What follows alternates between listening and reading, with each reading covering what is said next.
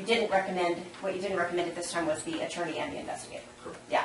So, and that's the next budget, the 134.31. And that's what this means here, that in addition to the recommended increase that didn't allocate in addition to other departments that requested increases, that was not included are DA, 1 FTE, deputy DA, and 1 FTE investigator. Yes. The other, but that doesn't, there was increases in each position. Yes. There was an increase of 0.4 or 0.39 FTEs in the victim witness, and there was a recommended increase of 2.5 FTEs in the 130 budget unit. Does that work for you, Stacy? No.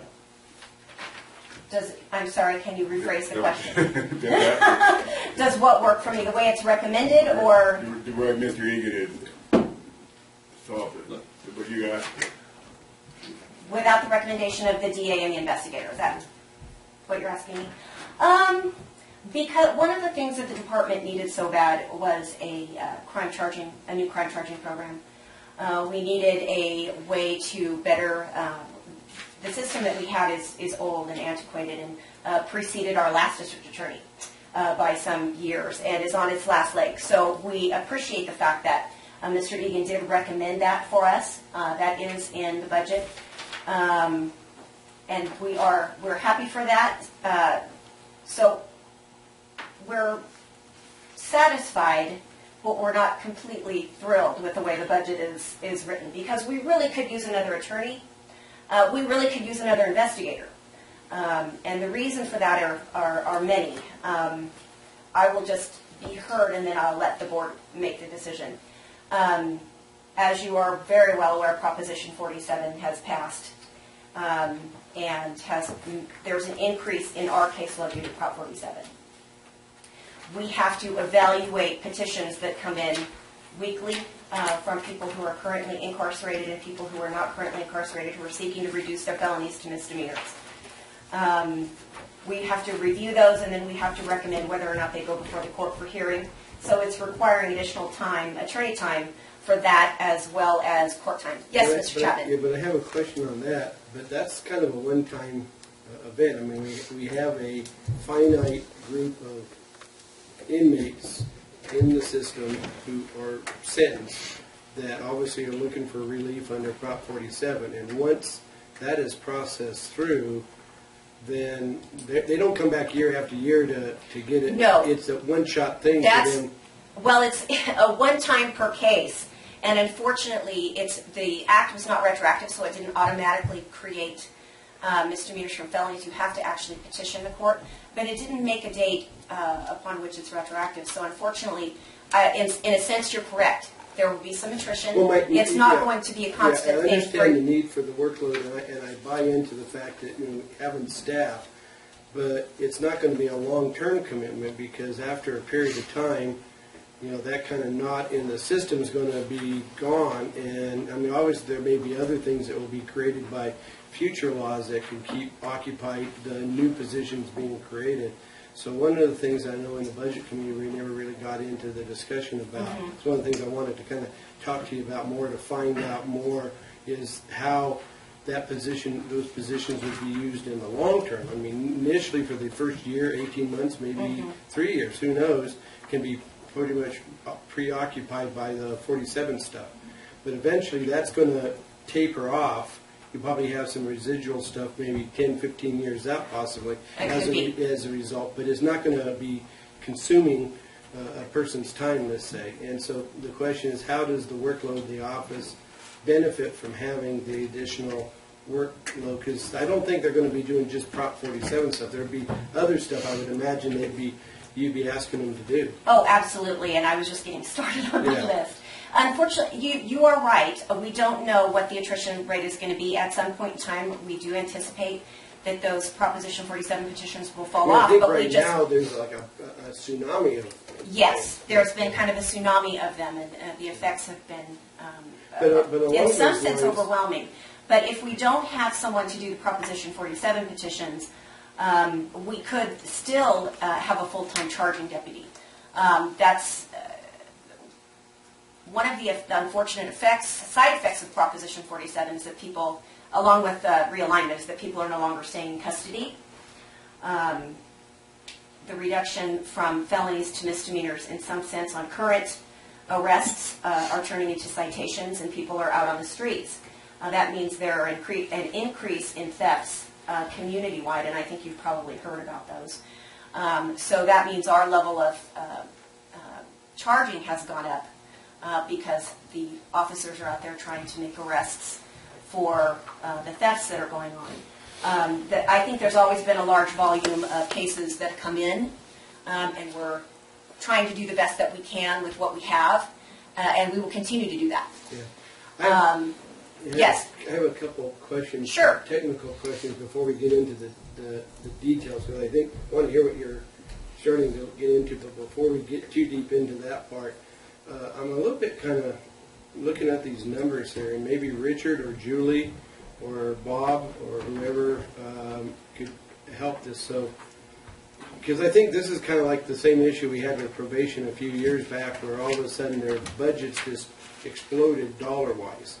And, without any, reason. They didn't have a Prop 47 or whatever it is to drive it. And so I look at the DA's budget for 12-13, and I'm just looking for where the missing pieces are. It could be that it's maybe part of another budget that has been zeroed out and this has been rolled in. But in 12-13, that fiscal year, we spent $691,000, roughly $700,000, and we had 6.41 positions. And then in 13-14, the following year, we spent just a hair more, $710,000, close to $700,000, and we had 6.49 positions. And then in 14-15, the actual budget that was budgeted was $750,000, and which is kind of up a little bit, and it could be driven by things like A87 and 7. Those are the bane of everything in there anyway. Those kind of charges. We had 6.49 positions. Now that was what was budgeted, but was actually spent, which according to, I guess this would be the June 30th totals that Diana would have created or would have posted. We only spent $671,000, so obviously with some vacancies or some reduced expenditures for tight management, or maybe the cost didn't materialize. There could be a whole host of those. We still have 6.49 positions, so we basically have an operating budget that's around, from looking at the last 3 years, roughly $700,000. And then we wanted to have these two other positions added, and we, when I add 2 to 6.49, I don't come up with 11. That's like 5, and then when you cut the 2 out, and it goes to 9, and so where the jump from 6.49 to 9 is, I don't see where that's clearly shown, and now we have a budget of like $1 million versus $700,000. I can, Richard or I can probably answer that. We are merging the positions that are in Fund 107 into the DA's budget. So there's 2 positions that were in Fund 107 that are now budgeted in the DA's budget, and the revenue from 107 is going into Fund 130 to cover those positions. This is part of the problem. A lot of these things that are issues that needed to be fixed in the past haven't been addressed. And so part of what I'm trying to do as a district attorney is to address some of these administrative issues that have just been there. When I came on, I was immediately approached by the folks in the prison prosecution unit that requested that these positions be transferred over to our public safety fund. So that was something I dealt with for a couple of months when I first came on.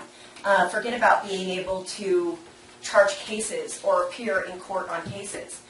There are a lot of things that need to be addressed besides just the new cases that are coming in.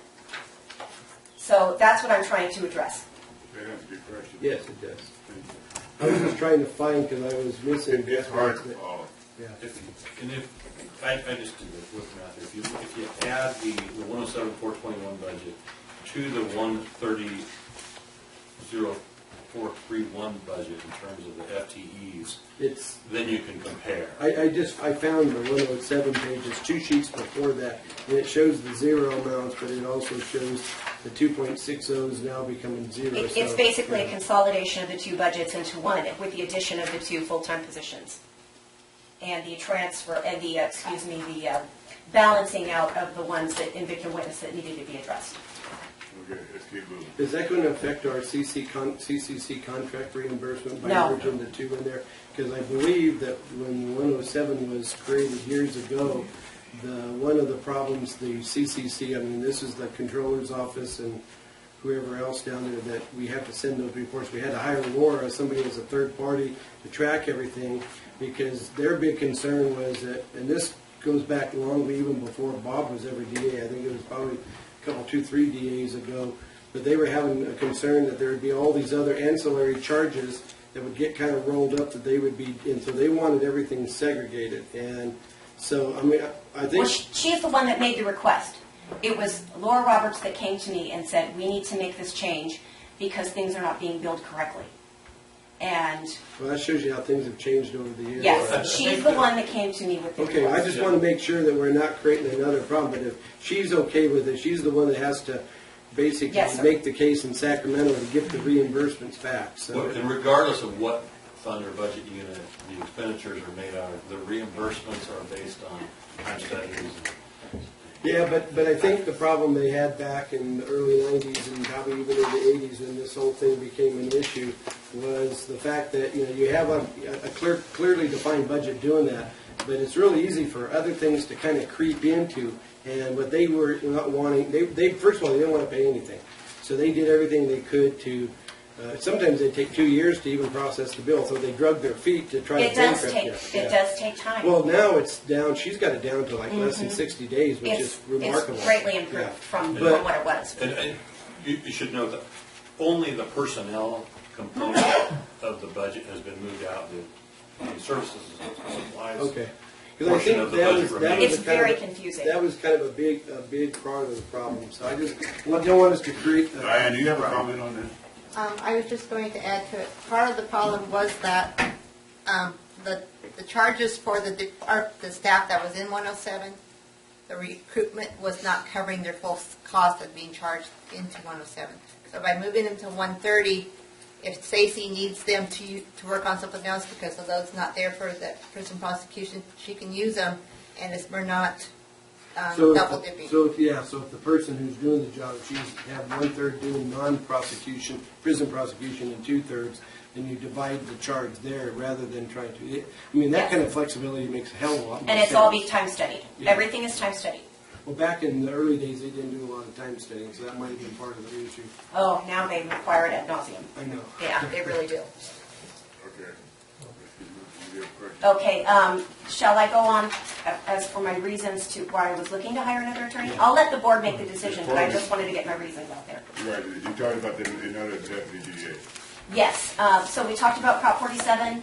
One of the other things that I was approached with when I first came into the job was a truancy board and participation with the district attorney's office in matters of truancy, which we are more than happy to participate in. We've also, as I mentioned, we've got a lot of charging, and charging is up because of the thefts from Prop 47. I've also been asked to take on some child support issues. That was very early on. I haven't addressed it recently because until I know what we're going to be doing fiscally, it's not really sound for me to pursue that. The other thing that I've been asked to do is to start that check program, to restart that check program. And that's difficult to do with the staff that I have. Administration by itself really is a full-time job. Looking at the requests that the office gets for teaching, speaking, and everything else that goes into the administration of an office. The administration of the office by itself could be a full-time job. So I don't have a problem. I like practicing law. I had anticipated being in court a lot when I ran for the job. I enjoy it quite a bit, but we could use some help. So my approach in doing the budget this year was to make the request, and we get what we get. And So truancy, bad checks, what was the thing? truancy, bad checks, and child support. Aaron, did you have a question for Stacy on Well, I had some questions more on the numbers. If you're looking at Fund 130, Down at the, toward the bottom there, 6,200, you have equipment, you have a new acquisition of 66,000, what's? Yes, and that's the crime charging program. That's currently we have a program called Crimes, and it's very antiquated. We actually had an issue with it, I believe it was week before last. Unfortunately, I'm on vacation, she couldn't come here today. But we're always concerned that if there's a problem, we're afraid to run reports. It's such an old system, there's no tech support available anymore. The system, if it crashes, it's done. It's just that old. So that was something that we had also requested and are very thankful that Mr. Egan has recommended in the budget. But that's what that is, the $66,000. There will be, I'm certain, an ongoing maintenance fee. I'm not quite sure what it's going to be yet, but that $66,000 is a one-time. Okay, and then, Richard, you probably have to go with these. You know, on retirement, we have quite a big jump in retirement. Why is that? Fund 130 still. Let me look at Well, because of those positions you shifted over from 107, that.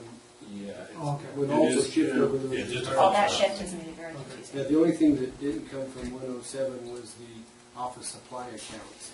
Personnel costs would all be, and these are all peace officer retirements. No. No, these are miscellaneous. Okay. And Jim, you then want going on with the. I'm sorry, yeah, one is. And going on down to the group insurance, I noticed this throughout, it's a pretty consistent deal with some of the insurance going up, and especially if we're going from health to cafeteria. Is that due to the Affordable Care Act and the transitions? No, I think throughout the departments. I'm just looking here for a second. I can help answer that a little bit. Yes. Diane? When we budget, in the budget, the flex money is budgeted in cafeteria. If it's used for health care by the employee, then it comes out in the expense for health care, not under cafeteria plan.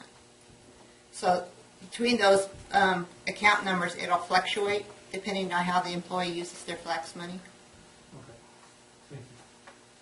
And then the other one I noticed throughout a lot is the IT direct bill. What's been the big change on that? So we're moving from, rather than recovering the cost through the cost plan to a direct bill. And so that's why they're showing all the budgets this year. They're trying to minimize the 87 stuff because that's become such a big number for all the budgets. It drives everybody crazy. Well, Actually, that's not quite correct. What is the right? IT has been pulled out of that cost plan for a number of years. So ever since the state controller's office required that we pull it out because it's internal service fund. And so it has to be direct billed. So it's been in everybody else's budget units for quite a while except for general fund. Because we did not have it in our general fund budget units, we had it just as a lump sum contribution. We were not recovering any of the costs for the general fund departments that are building state and federal programs. So we have moved it into an expense account in each of the general fund account numbers. But it's been out of the cost plan for a number of years now. So the corresponding revenue line item in the general. So the pooled IT costs in the general fund is being disseminated into the various budgets so that it can be properly reimbursed. That makes a lot of sense. Correct. Okay, thank you, Diane. Yes, that's why the, Are you done, Aaron? yeah, that's why the victim witness program doesn't have an IT because. Jim's next. Yeah, I want to follow up on back to Stacy's different, because unfortunately, really, the budget committee environment didn't really allow for these kind of discussions, and that was an objection I had, and I think we're at a point where we can maybe have those. So I appreciate knowing about why, beyond the Prop 47, the other things that you have workload-wise in the office. I mean, that's Yes. a standard. But, this is $143,886 to come out of the general fund, which I'm not adverse to parting with the money to do that. But I do have a concern about us using our general fund money to provide services to other, you might say, outside of the normal county operations needs in terms of the benefit being there. And let's start with truancy. Okay. Okay. Truancy is a school issue, In terms of Yes. having the SAR board and doing all that, it's basically, and in the past, we've had on again, off again. It varies from year to year, and it varies from school board to school board to school administration to what extent we have that engagement. That's true. And a lot of it has, of course, that underwrites and generates a fair amount of crime, I guess. Can be generated by the truant who's not in school where he's supposed to be when he's out footloose just causing mischief. So to me, if we're going to have a truancy program, and I applaud you for wanting to pursue that, especially if the school people are engaging you to do that.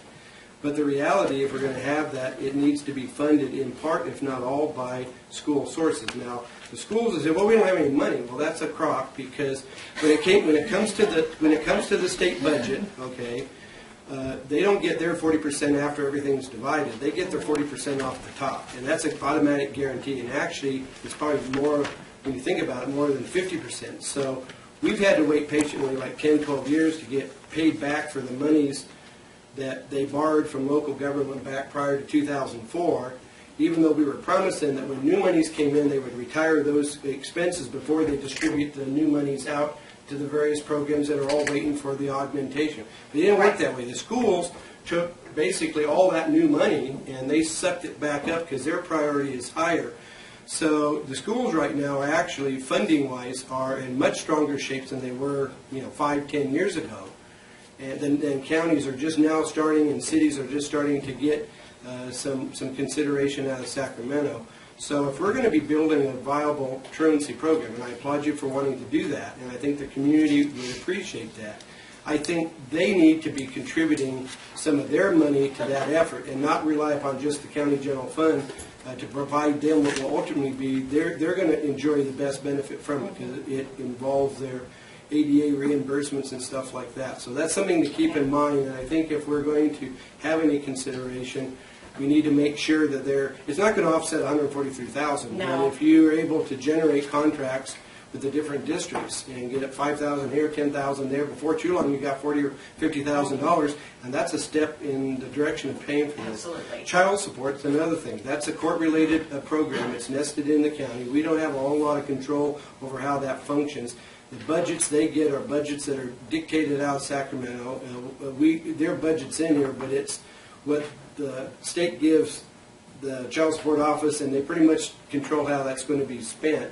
So if we're going to be providing additional services to them, what we need to do is figure out how part of their allocation can be captured and brought into the revenue stream to support your activity. So right off the bat, those two things, if we're going to be looking at providing augmentation for your office, for the needs that you have, they need to be involved in the fiscal solution, and it may not be 100% of covering the cost, but don't expect us to pay 100% of their need being met by your office when they're the ones that have the monies to supposedly do that kind of work. Sure, and I'm certainly willing Yeah, to look into that. That wasn't on my radar. No, so this is a learning process. Yeah, and that's why I suggest that now, because until now, this is the first time I've had a chance to hear what those details are. Now, bad checks, that's a business thing. And when the bad check program went away, it went away for a variety of reasons, and funding was part of it. There was some funding that is in there. But I know that businesses that have that as a need, I think we need to look at, it's not like we're going to recover 100% of the cost to do it, because there's no way you're going to be able to do that. But it's not going to be free either for the businesses. And I think the businesses that really value and appreciate the importance of that service, whether it's a $20 fee or a $30 fee, whatever it is per bad check, that's ultimately the court's going to grab that, and the offender is the one that's going to be paying all those court costs. So as the court's getting its chunk of the money from the penalties that are heaped on the bad check writer and all that, we need to make sure some of that revenue gets captured and brought back into the budget stream to support your office doing the work that's there. So one thing I would hope, if we proceed in any of these areas, that we make sure that gets taken care of. That we are just sitting there using our general fund to cover those expenses for these third parties and others that are benefiting from the fact that you're out there doing your job. We're going to provide a part of the cost, but they need to also contribute to that solution. So I would throw those out as things to consider, as part of it. But we are going to look at any additional staffing. I'd like to see us trying to set up a mechanism to capture some revenue to offset that additional staffing. Yeah. And I think we've probably been we're in the same situation with the investigator, because when you have an additional attorney, there's then a need for additional investigative services. I think we already have the need for additional investigative services. Our investigator primarily does prison prosecutions, and I think our office would benefit. But we have several we understand. private investigators that we have contracts with part-time. And we may have to do that. That's something I'm willing to explore. We may have to bridge till, it may take us a year or two to get things ramped up to be able to do that, but I think having, utilizing those kind of services to augment your full-time guy you have now, that you have the flexibility, I think should be given some consideration in that, because it's going to be kind of hard to just slam dunk put $143,000 without any additional revenues to offset it. So. Okay, let's keep going. Were there any other questions for me about the Did positions? you have a retirement in your office? I'm sorry, what's that? Did you have a retirement in your office? Do I have a Did retirement? you recently? Yes. Oh, yes, I'm sorry. Yeah, And you've Denise replaced Stelzer it. recently retired. She Right. was my program coordinator. And you've replaced her? Yes. Okay. Yes, You're and you- spreading her job out. Yes. That's what I got. That's that folks Okay. budget we Yeah. have. The Yes. witness. Just wanted to make sure I was clear. Yes. Richard, did you have a question? Well, I did, and I'm curious, because I want to make sure that I'm basing my recommendations on the right data. We've heard about the increase in charging in Prop 47, and I sympathize with those demands. But my research is that the actual case filings are down from both the police department, almost 20% in the last couple of years, and from probation, similar, actually less than half of what years ago. So am I getting the wrong information, or I'm not sure? Well, unfortunately, because we're very limited as to what reports we can run, Okay. I don't have the information from previous years. Okay. What I see is the day-to-day. I've got these buckets full of charging requests that continue to grow, Okay. and I handle them as best I can. But I sit there and look and go, if we had another attorney, we could sure prosecute these cases more efficiently. Well, So I'm afraid I don't have statistics. I knew that you had the limitation with the Yeah. reporting, and I asked the police chief, and they do keep track of what they report to you. And I know there's police, highway patrol, there's fish and game, sheriff, and all that. So it's maybe not a complete picture, but.